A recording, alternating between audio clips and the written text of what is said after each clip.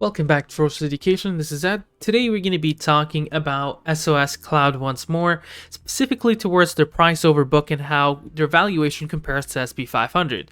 If you'd like to know more about that, watch it to the end. Let's jump right into this one. So SOS Cloud. This one here, I've done quite a good amount of videos. The previous video is in the description below talking about NFTs and cryptocurrencies. And as well as we know, these ones are interested in a cryptocurrency field. Now, with today, we have a bit more news, such as the direct offering that they're raising that such amount of money. And so for this one here, I want to show you a couple of things. First off is their offering. So they're offering $125 million. This coming in today, closing around April 1st, and this will come towards the calculation that I will do in a minute. But before then, there's something I do want to go over, which is their 2021 anticipation for the year. So the outlook, the company expects to exceed net revenue growth of approximately 286% year over year. And then in order to become national provider in China, the company will continue to pursue an acquisition of a national insurance brokers agency. And then the next is the company is committed to enhance its rescue infrastructure network around highway exits to provide its members better service. And then next, to further grow user-based sustainability and enhance our healthcare service offering, management is looking to implement strategic cooperation partnerships with the West Coast Healthcare Development Group, which is expected to jointly promote the application developments of innovation healthcare solutions. And from here, we're going to start doing some math. So on January 08th, $25 million. On January 15th, 26.60. On February 12th, 110. On February 18th, 86. And then February 25th, 96.7. On March, which is today, it's $125 million.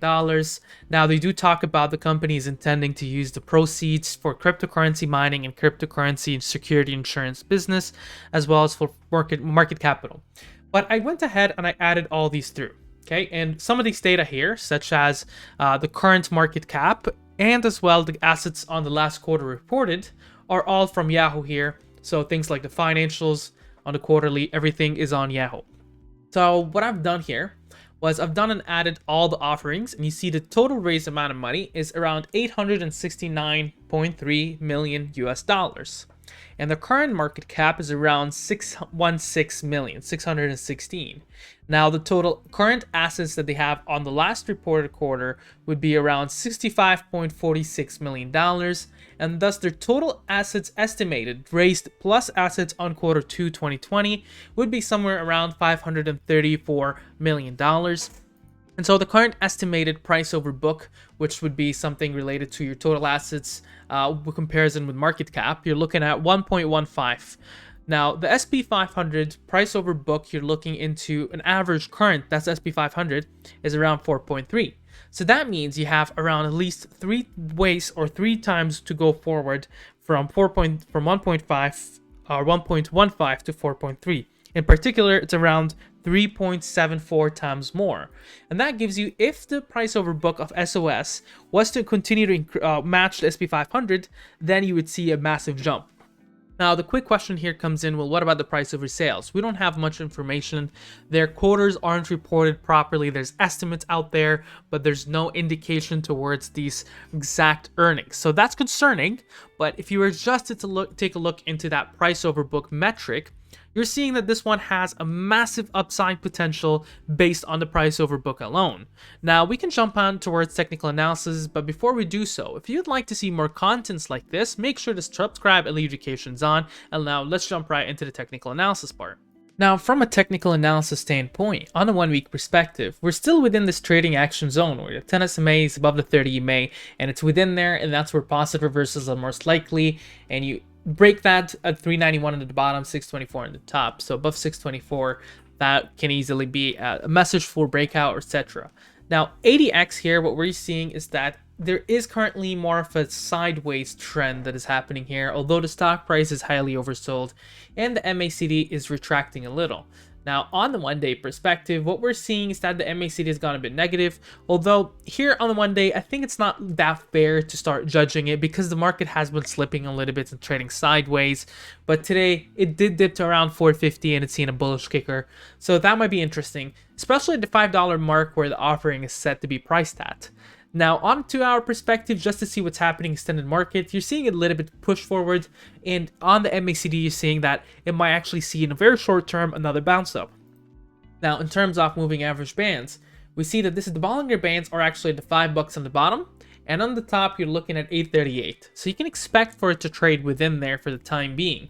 Although Stochastic Fast and Stochastic Slow are both slipping a little bit downwards, and that's a little bit of a dangerous thing. We need to take a look into the last pattern that I drew, which was this box pattern. And I did say if it does drop down towards below, this might actually be a breakout either in either direction, right? You can either tank it or break it out upwards. And so we're seeing here that we're actually breaking it downwards. The last time this happened was around this section here, especially coupled with a bad market flow and another offering. They are actually slipping down a little, and that's a dangerous support you need to take care of. So far, this pattern is most likely going to be broken, although we can increase this box just a tad there, and it still works considering to be a critical level it is at right now. And so the next few days, this can be a very critical move coming forward. And what we can do next is take a look into the Fibonacci retracements, supports, and resistances to get a better idea into where this can go. So we're going to go for 1590 on the top and 121 in the bottom. And what we see here is that there is a very strong Fibonacci support sitting at the 468 level. Above there, in terms of the resistance, you're looking at 682, 856, 1029, 1276, and 1590. And here's where price line actions start to occur, because in terms of supports, you see a very, very strong support sitting here at 476. Below there, 443. Below there, 417. Below there, you're looking at 381. Diving down to 320, 246. Significant resistances, you're looking at 523. Abovewards, 606.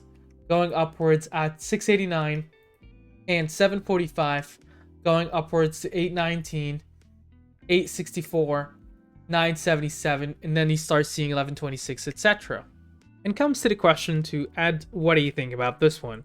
And for me here, I see two things. I see a stock that has been initially pumped up really high, and then the company themselves recognized that maybe their valuations isn't up there, and they made significant use out of offerings and really threw out so many offerings in terms of money and in terms of a different business plan. Now that's smart from the company's perspective, but here, as we've seen, that the price over book is catching up because of their all of their operations. Now the risky part that I don't get is their SEC filings, especially towards their earnings and revenues. There is a lack of updates that they do over there. I would like to see more transparency, especially on a Chinese stock. And so the more transparency they give me, the more SEC filing, the better I feel. Now, in terms of coming in towards the upper potential, as I did mention for the price over book, that is something that is possible. Although, if you play with this stock, it hurted a lot of people, so there's a lot of bad mouth for a lot of folks. But when it comes in towards potential in terms of long term, because of retail and everything they've done in terms of supporting and pushing this stock forward, it does have and this does stand a chance moving on forward. So that's quite of an interesting move from here on, but it's a risky play. What do you think about the sticker? Make sure to mention down in the comments below. Share, subscribe, and like. Have a wonderful day.